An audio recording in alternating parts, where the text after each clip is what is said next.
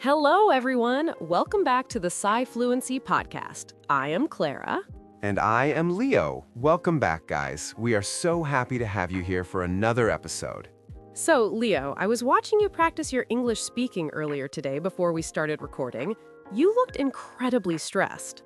Oh no, please don't tell the audience about that. I thought I was alone. Why not? You were trying to record a voice message for your new American friend, right? It seemed like a very simple task. Yes, and it was a complete disaster. I tried to record it, but I stopped after 10 seconds because I mispronounced a word. Then I deleted it, tried again, made a tiny grammar mistake with the past tense, deleted it again. I think I recorded the same 30-second message 15 times. Finally, I just gave up and sent him a text message instead. I saw that. You were completely paralyzed. Why didn't you just send the message with the mistake? He is your friend. He would still understand you perfectly well. I can't do that, Clara. I just want to get it right. I hate making mistakes. If I don't sound perfect, I feel like a complete failure. People will think I'm stupid if I don't speak English perfectly. Ah, Leo, you are caught in a very common, very dangerous trap. You are not practicing English, you are practicing perfectionism, and it is destroying your ability to communicate. But isn't perfectionism a good thing? Everyone says you should strive for perfection. It means I have high standards. It means I want to be the best, and I care about the quality of my English. No, having high standards is good. Perfectionism is something entirely different. To be a perfectionist means you refuse to accept anything less than perfect. You believe that making a mistake is a disaster, not a normal learning opportunity. It is a rigid, unforgiving mindset. Well, yes, a mistake feels exactly like a disaster to me. When I realize I used the wrong preposition, my face gets red, I get nervous, and my brain completely stops working. I forget every word I ever learned. Exactly. Perfectionism is not about being great or having high standards. It is actually about fear. It is the fear of failure, the deep fear of being judged by others, and the fear of looking silly or incompetent. That is exactly it. I am terrified of looking silly. When I speak to a native speaker, I imagine them judging every single word I say, analyzing my grammar, and silently laughing at my accent. That is what psychologists call the spotlight effect. It is a powerful illusion that affects almost everyone learning a new skill. The spotlight effect? What is that? I've never heard that term before. It is a psychological term. It means you feel like there's a big, bright spotlight on you all the time. You think everyone in the room is paying attention to your every move, noticing every tiny error you make. You feel like you're on a stage, and everyone is a harsh critic. But they are paying attention. If I say he have instead of he has, they definitely notice it. It sounds terrible to them. They might notice it for a split second, but they honestly do not care. The spotlight effect makes you believe that other people care about your mistakes as much as you do. But the truth is, most people are entirely self-absorbed. They're thinking about their own lives, their own problems, or what they are going to eat for lunch. They just want to understand your message. They are not grading your grammar. So you're telling me that native speakers are not analyzing my sentences and judging my intelligence? Not at all. Think about it, Leo. Let's reverse the situation.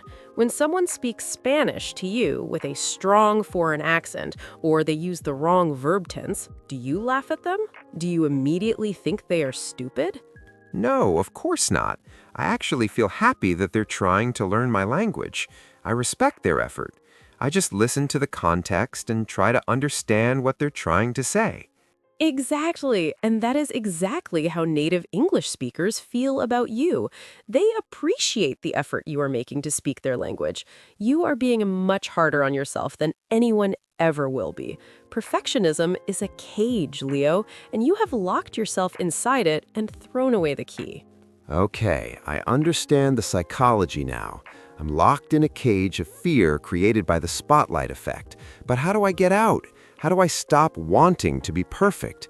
It feels impossible to just turn off that anxiety. You have to completely change your goal. Right now, your primary goal is quality. You want every single sentence to be grammatically flawless and beautifully pronounced. You need to abandon that and change your goal to volume. You just need to produce as many sentences as possible, regardless of how they sound. Volume? So you just want me to talk a lot, even if it's completely wrong and full of errors? That goes against everything I learned in school. Yes. Have you ever heard the saying, quantity leads to quality? No, never. I always thought it was the exact opposite. I thought you had to practice perfectly to become perfect. When you're learning a complex skill like a language, you have to be bad before you can be good. Terrible is just the mandatory first step. Good is the second step, and great is the final step. If you refuse to be terrible, you will never, ever reach great. You're demanding the final result without going through the necessary process. Wow, so by trying to avoid sounding terrible, I'm actually guaranteeing that I'll never get better. I'm sabotaging my own success. Precisely. You are freezing your progress. If you wait until you're perfect to speak, you will stay silent forever. You will be the person who understands everything, but cannot say a word. You have to embrace the messiness of learning. Okay, I need a practical strategy, Clara. Understanding the theory is one thing, but I need a trick to force myself to speak, even when I'm scared and feeling that spotlight effect. I have the perfect actionable trick for you. It's called the mistake quota. A quota is a specific target or a goal you have to reach by the end of the day or week. Okay, so what's my quota? How many sentences do I have to say? Your goal every day is not to speak a certain number of perfect sentences. Your goal is to make exactly 10 mistakes on purpose. What? You want me to try to make mistakes? That sounds completely crazy. Yes, I am completely serious. If you get to the end of the day and you haven't made 10 mistakes while speaking English, it means you haven't spoken enough. It means you stayed in your comfort zone. You haven't taken enough risks to actually learn anything new. That sounds insane, Clara, but thinking about it, it also sounds a little bit fun. It completely takes the pressure off. If my goal is to make mistakes, then I can't fail. Exactly. It fundamentally changes your mindset. Instead of saying, oh no, I made a mistake, I'm a failure, you can say, great, that is mistake number 4. Only 6 more to go today to hit my quota. Every mistake becomes a piece of data, not a judgment of your character. If you make 10 mistakes, you have 10 new specific things you can learn and correct for tomorrow. A mistake quota. I love it. It turns making mistakes into a game. It makes the fear disappear because making the mistake is actually winning the game. That is the exact mentality you need. You have to celebrate the errors because they are proof that you are trying. They are the stepping stones to fluency. Clara, I'm going to delete that text message right now. I'm going to record the voice note for my friend, and I'm not going to stop, even if I forget a word. And I hope I make at least 3 mistakes to get started on my daily quota. That's the spirit, Leo. Break out of that perfectionism cage today.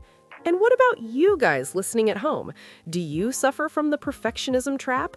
Does the spotlight effect stop you from speaking? Yes. Tell us in the comments in English. Do you feel nervous when you speak to native speakers? What's the worst, most embarrassing mistake you've ever made in English? Let's normalize making mistakes. Did someone actually laugh at you, or did they just help you find the right word? We want to read your stories. And remember, your homework is to try to reach your mistake quota today. Please click the like button and subscribe to the SciFluency podcast if you want to improve your English with us and build real confidence. Thanks for listening, guys. Don't be afraid to sound silly today. Embrace the mistakes. Bye-bye. Catch you later. Have a great, imperfect day.